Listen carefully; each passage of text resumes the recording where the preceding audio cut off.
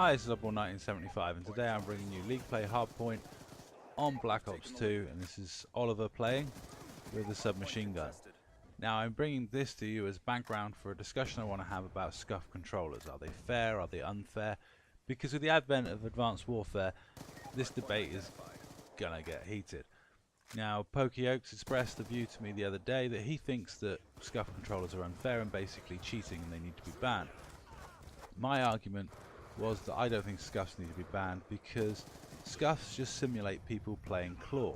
Now, if you don't know what claw is you take your trigger finger and you move that up to control the buttons.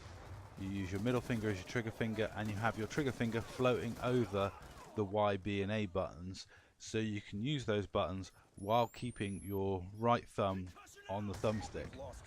Now, playing claw is a knack or something anyone can do. Well, I say anyone with hands big enough can do. There are a few people out there with hands so small they wouldn't be able to stretch around the controller in such a way. Now, the reason I bring this up is I've come across quite a few YouTube videos, and I know quite a few YouTubers who frankly believe that using a Scuf is akin to cheating. It's the same as using a modded controller or one with rapid fire. Now, I would argue against this. While Scuf controllers do have trigger stops, I can frankly say in this game, Black Ops 2, I was able to fire my FAL faster without trigger stops in than with trigger stops. If I had the trigger stops, I oversampled the FAL and ended up shooting it slower.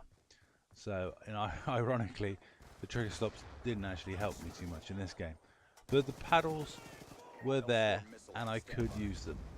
Now, I'm not an exactly jumpy kind of player. I concentrate on accuracy and small movements to evade. I usually slide, I usually strafe. I'm not a big one for expansive jumping around the map, and when I got a Scuf that didn't change. I didn't suddenly become a bunny rabbit of a player like Oliver is. Oliver's a very jumpy type of player. Now, Oliver's very jumpy whether he's got a Scuf or not got a Scuf. Now, currently he does have a Scuf, and he is the sort of player that Pokey and a few other people think are cheating by the way they move around the map and they jump around corners. Hardpoint contested. Now, jump shotting really took off in Black Ops 2, if you pardon the pun. It became the main form because they nerfed drop shotting by putting in a mechanic where if you drop shotted there was a detraction from your aim and your aim went off at the point that you hit the floor, which previously hadn't in Call of Duty. In Modern Warfare 3 the drop shot was king, in Modern Warfare 2 the drop shot was king.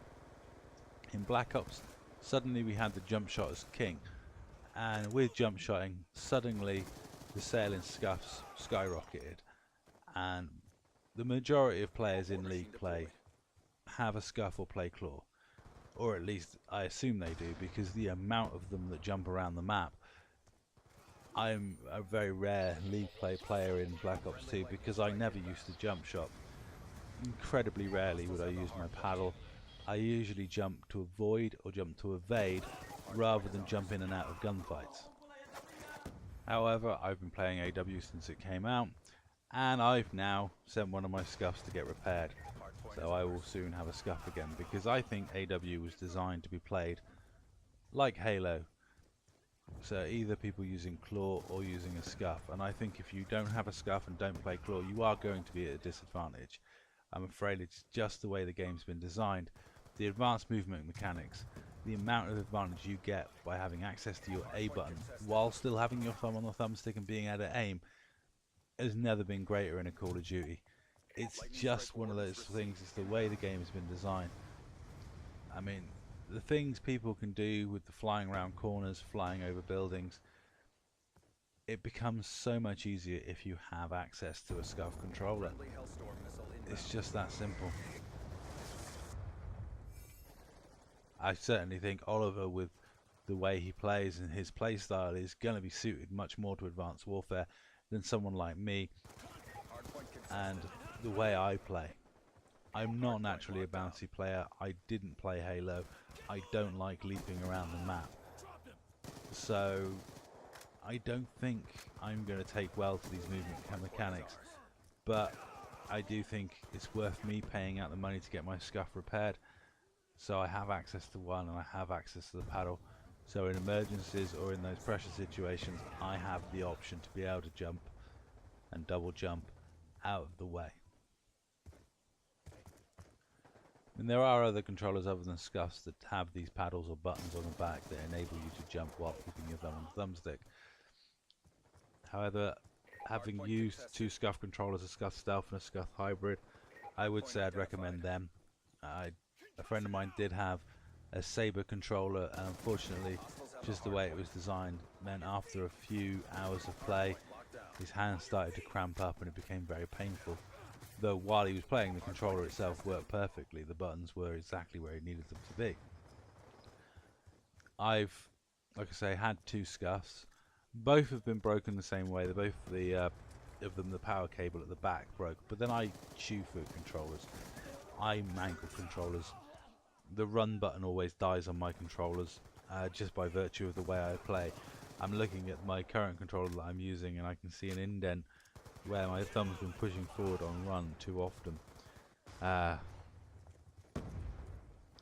the reason I miss my Scuf in Advanced Warfare is two things. One, my domed right thumbstick, which I feel gives me better accuracy than the normal indented thumbstick. And like I say, the access to the two paddles. I think it will help me when I play Advanced Warfare. I didn't feel I needed it in Black Ops 2, but I feel it will be more useful in Advanced Warfare to have access to instantaneous jump and drop paddles while keeping my thumb on the thumbstick, so I can aim while I'm flying through the air with the greatest of ease. And I would just like to reiterate that I don't feel Scufs are cheating. They do just enable people who can't play Claw or aren't used to playing Claw to have the same abilities as playing Claw. However, if you don't want to spend out on a Scuf controller and you want to be able to do this with the base Scuf controller, there are videos available that can teach you how to play Claw.